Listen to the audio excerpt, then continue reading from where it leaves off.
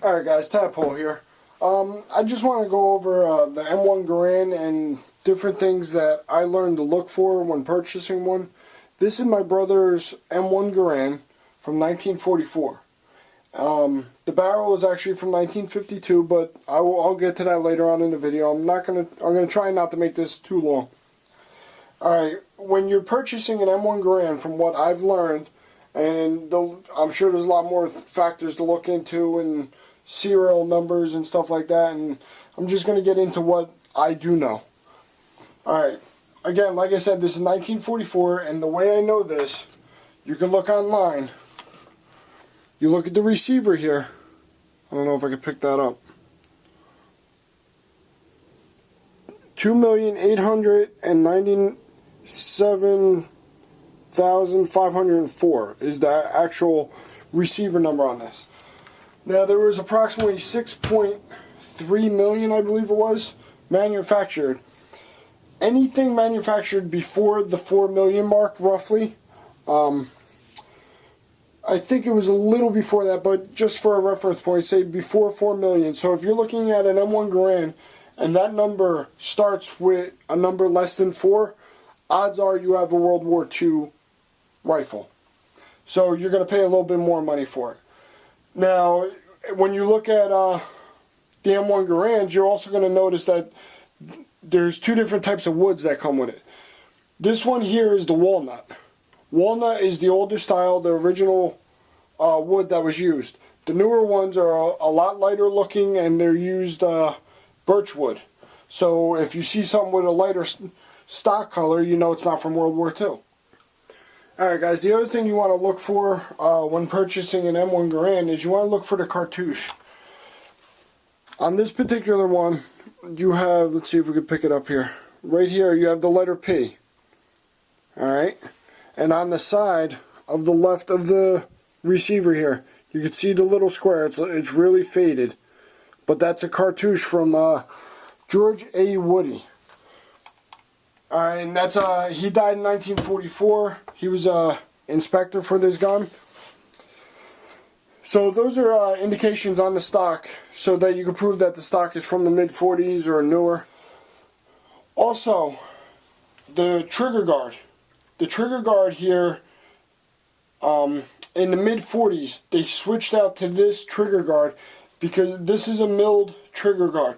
The original ones were stamped out of for lack of a better term, I don't know the exact metal, but it was like a spring steel, so that you could just push it in with your thumb and release it, and the trigger group would fall out. They found out that early in production that over a long period of time, the stamped metal would actually break, and people would use them in the beginning of World War II, and their trigger groups would fall out, and they'd be dead. This one here, seeing that it's milled, the way you got to do it, the best way to do it here, you got to take a screwdriver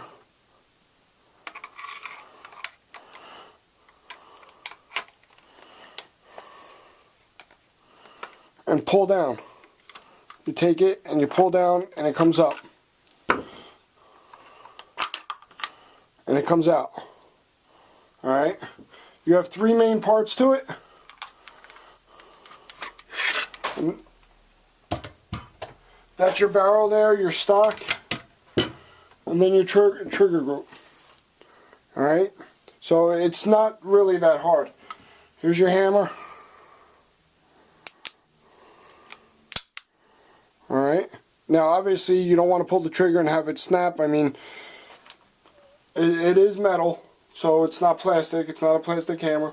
Now to put it back, you just do it in reverse order. Slide that forward. Let me make sure I'm in frame here. You gotta make sure it's open. You're not gonna be able to put it together like that. You gotta make sure it's open. Alright. And you just line up the edge here. And then you put it, snap it, it's in. I also want to point something out that's a common mistake by a lot of people, and I even do it sometimes, but I don't do it as nearly as often as a lot of people I hear. This is fed by a clip. This is the end block clip. Holds 8 rounds in it. Alright. Let me show you here. That's what it looks like. Holds 8 rounds. These here, for the Glock, my Glock 22, my Colt 1911, my AR-15 are not clips. A lot of people call them clips. They are not clips. They're actually magazines. Alright? So, please, if you can, try and correct yourselves. These are magazines. These are clips. Alright, guys. Also, the other thing I want to mention about these, when you fire the last one and the bolt is left open, you get a distinctive pinging sound from this. A lot of people say in World War II that it was a dead giveaway and got a lot of soldiers killed. I actually watched a couple interviews from people in Germany. Obviously it was translated with subtitles.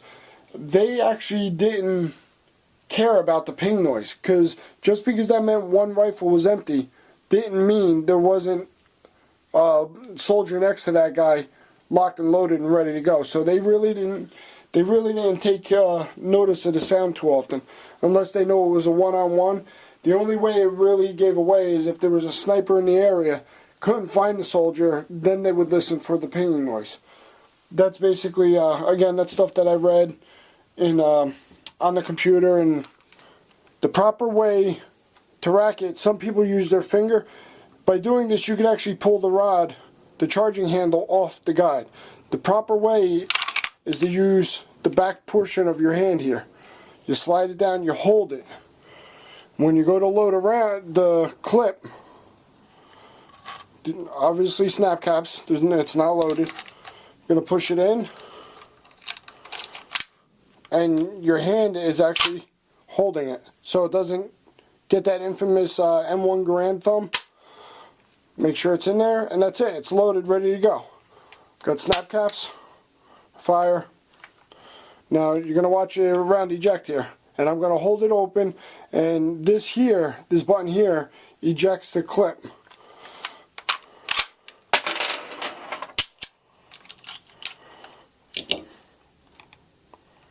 Alright, now it's locked open. Now this was the very first semi-automatic clip-filled rifle used in any war by any nation. Also, guys, you have a safety here. You click that in, and that's the safety. And the reason they put it there is so when you're using it, you can just use your finger and pop it out. When you're aiming, you don't have to remove your left hand or move your thumb. You still have firing position with your finger on the trigger, and you can move the safety. Alright, you have your sling attachments here. Let me lay this back down. You have your sling attachments here. One there and one on the bottom of the butt, of the buttstock here. Right there, one there, one there. Now you have one on the very front here. That is actually the clip.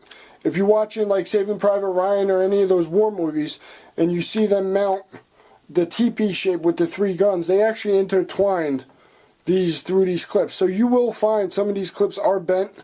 They are loose because in a rush, if you're under attack and they're set up, you just grab them and yank them, and they do bend up. Another thing you want to look for when you're purchasing an M1 Garand is your barrel. You want to check the barrel, and the easiest way to do that, you could go out and buy a gauge, a very expensive gauge. But what I found out, and what the guy told us that bought it, you take a Springfield 30-06 meant for the M1 Garand. Real quick, let me just show you one thing here. The snap caps that you buy, the 30-06, right here, are slightly smaller. The bullet shape on the live round is a lot longer and a little bit fatter than the snap cap. So you can't do this trick with a snap cap. To check the barrel, to make sure, they call it the barrel being shot out, meaning that it's useless. There's no accuracy, there's no nothing. When you stick a live round in the tip of the barrel, the casing should not touch the tip of the barrel. You should have like a 1/16 of an inch. Can you guys see that? I don't know how well my camera's picking that up. You should still see some brass from the bullet. And here, I'll let it go so that you guys know I'm not holding it. Alright. So his barrel is very good. And now, again, the gun itself is from 1944. Now, after World War II, now you guys know the war ended basically in 1945. A lot of these M1 Garands were shipped back to the States for restocking and refurbishing. The barrels on every single M1 Garand were swapped out. They were swapped out. Now the barrel on this one, because of the serial number, and I'm not going to take it back apart and show you guys the serial number on the barrel, but that barrel is from 1952. This gun was supposed to be sent back out to the Korean War. It never made it. By the time they swapped out the barrel and everything, it just, from what I've read and what I understand about it, it just never made it to World War II. But this is an actual gun from World War II that was used. Whether it was in heavy combat, I don't know, you know, what kind of combat, but it was used in World War II. There are different differences in the rear sight. They had ones that the original rear sights would fall apart. They wouldn't hold true. They were having a lot of problems. So in the mid-40s, along with the trigger guard, they updated the rear sight. So you will see different ones of these. You just got to look at them. Give you a close look. You got elevation and windage. Alright. It is 1 MOA. And when my brother and I were shooting, we actually got it as close as we possibly could. You know, not using a bench rest or nothing like that. But when we clicked in one click, it actually literally went 1 inch to the left. So it was pretty cool to see how accurate this rifle was. Him and I, ourselves, we just both have to get... The gun's a lot more accurate than we are. These guns, max effectiveness is about 440 yards, meaning that's the accuracy cutoff. Can the gun shoot a lot further? Hell yeah. This gun will shoot for miles, but not accurately. But at 440 yards, this gun is very accurate. You know, and closer. Usually when you were zeroing these out, from what I read, you know, I'm not an expert or nothing, from what I read, you actually zeroed them out at, or sighted them in at 200 yards. Anything below that was basically at 0. On the back of it, almost forgot about this, it has a little storage compartment where you would put the cleaning rod, and it's pretty stiff. You put a cleaning rod, they had the oil and a cloth to wipe it down and clean it. You don't want to use aerosol gun cleaner on this weapon. This weapon, when you clean the barrel normally, you wipe it out. But what they recommend is, a gun grease. And this came recommended from the guy that we bought it. And when I tell you, after I used that,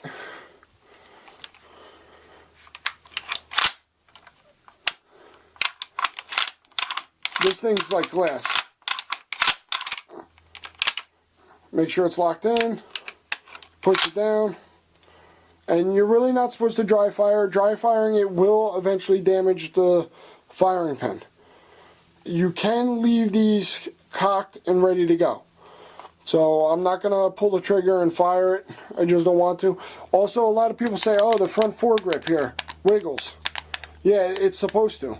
Just like any other rifle, you do not want it hugging tight to the barrel. Because the barrel, when you fire, it's going to expand. You don't want the wood contracting or holding it. You want it to be able to breathe a little bit, I guess, is the proper term for it. Basically, that's all I got for you guys. Mainly, you want to check the barrel. You want to check obviously, the condition of stock. I think, me personally, I think if it has scratches or nicks or whatever, it gives it character. I kind of like it.